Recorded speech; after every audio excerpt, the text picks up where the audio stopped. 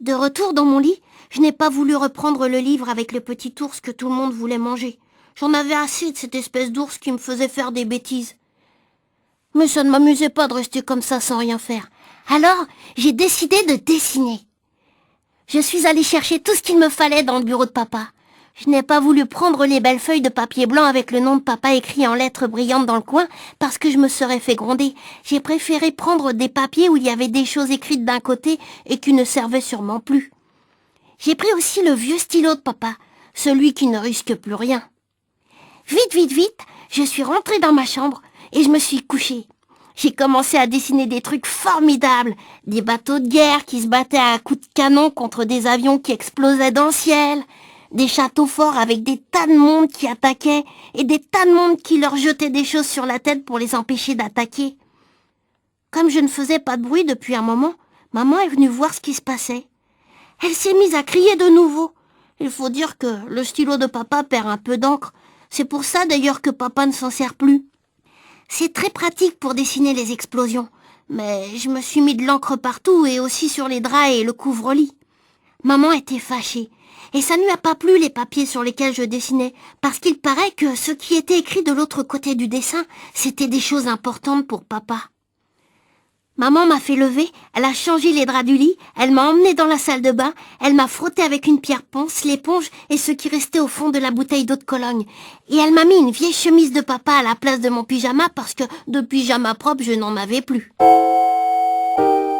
Le soir, le docteur est venu mettre sa tête sur ma poitrine. Je lui ai tiré la langue, il m'a donné une petite tape sur la joue et il m'a dit que j'étais guérie et que je pouvais me lever.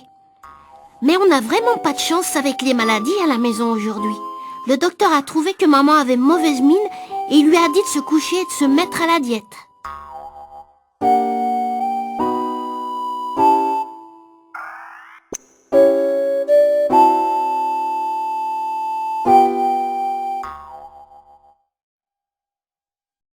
De retour dans mon lit, je n'ai pas voulu reprendre le livre avec le petit ours que tout le monde voulait manger. J'en avais assez de cette espèce d'ours qui me faisait faire des bêtises. Mais ça ne m'amusait pas de rester comme ça sans rien faire. Alors, j'ai décidé de dessiner. Je suis allée chercher tout ce qu'il me fallait dans le bureau de papa. Je n'ai pas voulu prendre les belles feuilles de papier blanc avec le nom de papa écrit en lettres brillantes dans le coin parce que je me serais fait gronder. J'ai préféré prendre des papiers où il y avait des choses écrites d'un côté et qui ne servaient sûrement plus.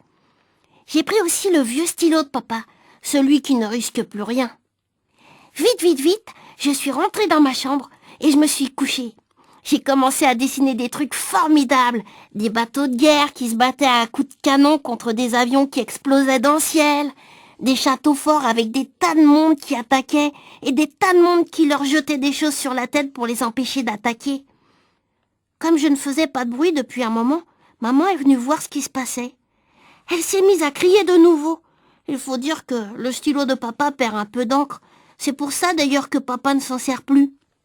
C'est très pratique pour dessiner les explosions, mais je me suis mis de l'encre partout et aussi sur les draps et le couvre-lit. Maman était fâchée, et ça ne lui a pas plu les papiers sur lesquels je dessinais, parce qu'il paraît que ce qui était écrit de l'autre côté du dessin, c'était des choses importantes pour papa. Maman m'a fait lever, elle a changé les draps du lit, elle m'a emmenée dans la salle de bain, elle m'a frotté avec une pierre ponce, l'éponge et ce qui restait au fond de la bouteille d'eau de Cologne. Et elle m'a mis une vieille chemise de papa à la place de mon pyjama parce que de pyjama propre, je n'en avais plus. Le soir, le docteur est venu mettre sa tête sur ma poitrine. Je lui ai tiré la langue, il m'a donné une petite tape sur la joue et il m'a dit que j'étais guérie et que je pouvais me lever. Mais on n'a vraiment pas de chance avec les maladies à la maison aujourd'hui. Le docteur a trouvé que maman avait mauvaise mine et il lui a dit de se coucher et de se mettre à la diète.